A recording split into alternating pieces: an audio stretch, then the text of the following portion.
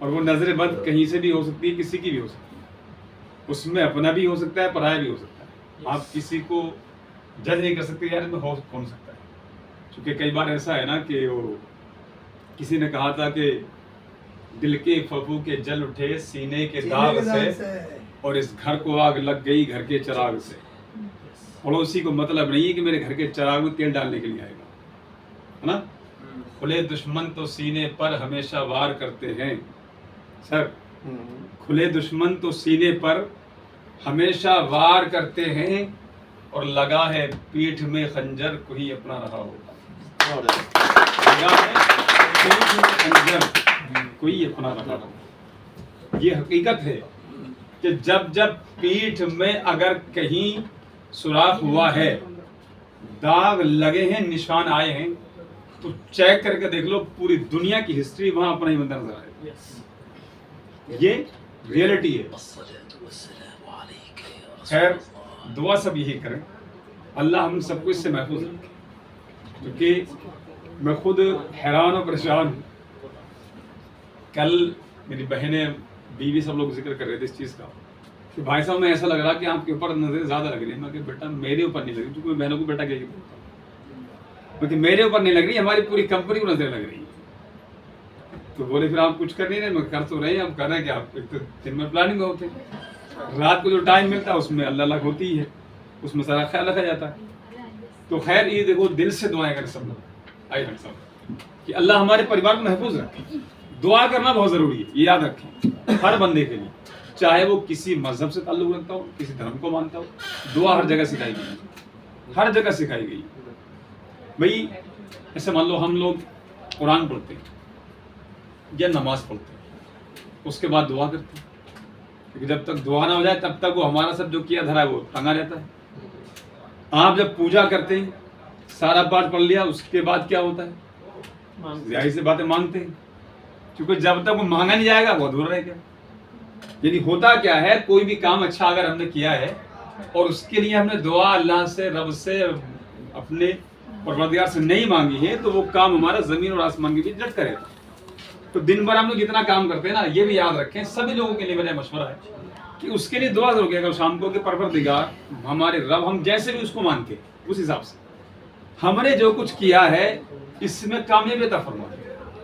मैंने बहुत टाइम पहले छोटी सी उम्र में अपने नबी का एक फरमान सुना था कॉल से, वो आज तक मुझे याद है कि जब तुम बिस्तर पर लेटो तब सबसे पहले काम ये करो कि जो है दिन भर में तुम इधर उधर घूमे, लोगों से मिले, बातचीतें की, मुलाकात हुई, तो सबसे पहले तो ये कहो कि परवरदिगार अगर मेरे जानिब से किसी बंदे के दिल को कोई तकलीफ पहुंची हो तो उससे माफ कर, और अगर मुझे किसी ने कुछ कहा है, सताया है, तो मैं उन सबको अपनी तरफ से माफ करता हूँ। ये चीज अगर हमने सीख ली तो मेरे दोस्तों, मैंने तो खुद अपनी जिंदगी में इसको आजमा रखा है कि वो लोग जो दिल हमारा दुखा रहे हैं वो पीछे रह जाएंगे और हम कामयाबी की मंजिल तक पहुंच जाते हैं। बस मैं ज़्यादा लंबी बात ना करूं, क्योंकि आप सबको पता ही है हम लोग अल्हम्दुलिल्लाह जिस लाइन से आते हैं, अगर कहोगे जी 3 घंटे नहीं हटना तो हटेंगे, क्योंकि बोलने की प्लास्टिक तो बचपन से है ना। और बात भी चाहे आप देखो, मैं किसी घमंड में नहीं कह रहा हूँ, ये मेरे रब का करम है कि अगर आप मुझे कहेंगे ना कि आप उस धर्म के प्रति बोलो तो मैं उसी बोल जाऊंगा, इतना मुझे आता है।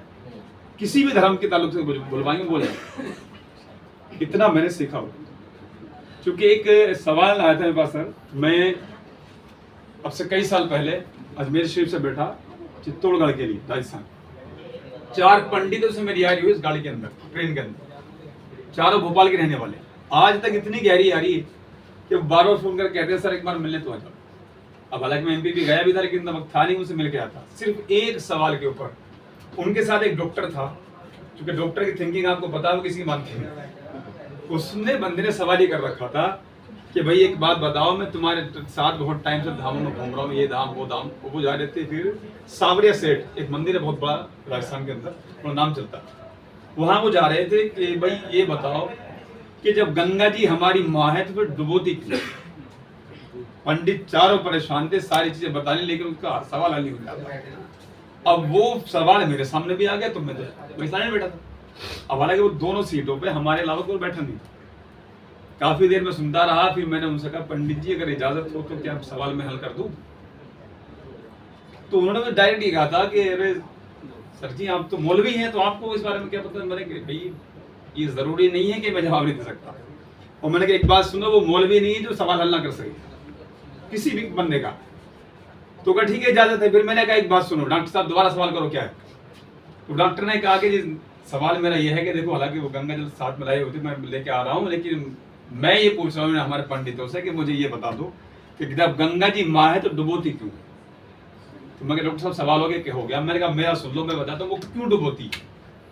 मैं कहा जिस माँ ने हमें जन्म दिया, पैदा किया, परवरिश किया, दूध पिलाया, सारे अच्छे बुरे काम हमारे किए, इतना प्यार हमसे वो करती है कि दुनिया जमाने का बड़े से बड़ा काम कर रही है जो बहुत जरूरी है, लेकिन बच्चा अगर वहां रोने लग जाए, जो छोटा बच्चा अगर रोने लग गया तो सारा काम छोड़ देगी, सबसे पहले बच्चे को देखेगी। सर ये होता है कि नहीं?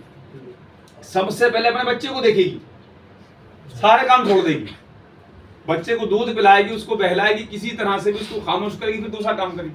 वो लिमिट है मतलब वो क्या उसकी एक ममता है।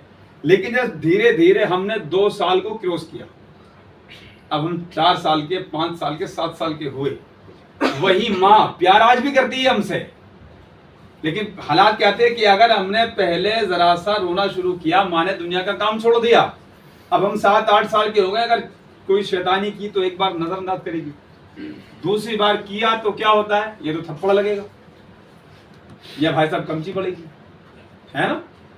और कभी कभी तो ऐसा होता है, मैंने खुद देखा कई बार बहुत सारी औरतों को गुस्से में अगर आ गई, रोटी बनाई तो बेलन मार दिया, है ना, पतला के सर भी फूट गया।